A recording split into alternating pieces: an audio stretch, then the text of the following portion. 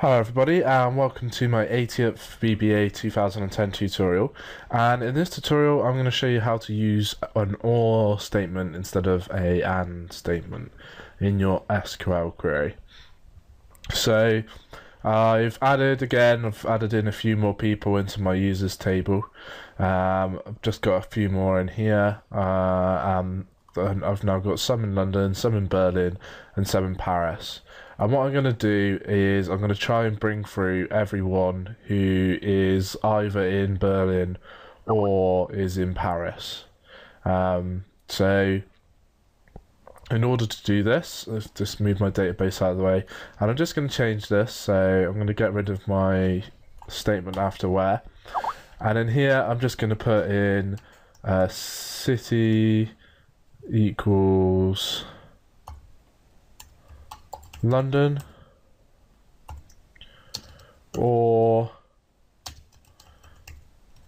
city equals Berlin. And then I'm going to just clear my spreadsheet in here, and then I'm going to run my code. So let's press play. And you'll see it's brought through all of the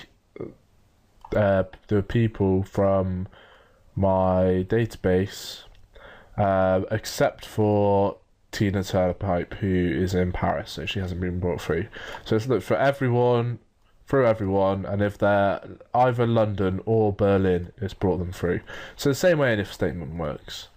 And similarly, we can combine the AND and the OR. So let's say we want only customers from the City of London or the City of Berlin.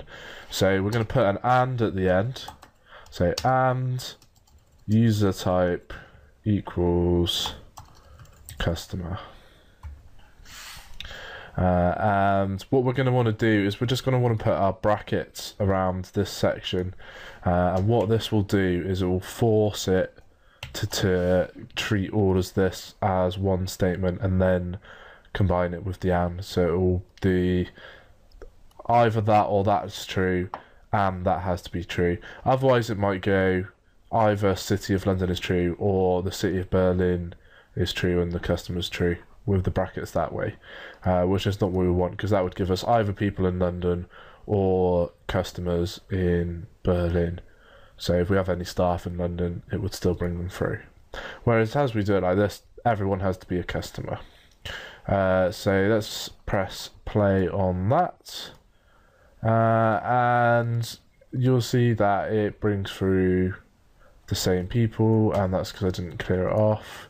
So let's press play again.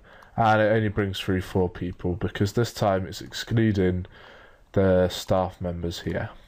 So just remember your brackets. If you've got this far, you've probably got used to using the brackets by now in your if statements anyway. But that is it for AND and ORs. I'm going to keep on going through providing criteria to your SQL strings.